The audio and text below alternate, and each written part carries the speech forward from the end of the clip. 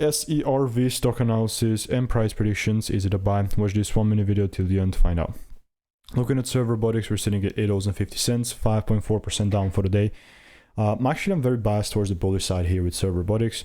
I wouldn't like necessarily just randomly buy here, but again, it's in all seriousness, the only way in which I would take this thing higher really is if it gives me that double break here. If that is present, I'm good to go. I've already talked about it, but again, it says that I'm waiting for the rules to be met. Those are those YCAV accumulations that I'm always talking about. And now, just for context, all I'm using is a strategy that's previously given me thousands of correct predictions. Telling you this because it is the truth, and I've like literally documented everything, you know. So yeah, this is not financial advice. Maybe your question is, how long will this take? Guess what? Like, it might not even ever happen, but for me, like maybe like a few days of the week or whatever. But yeah, I'll keep you updated nonetheless.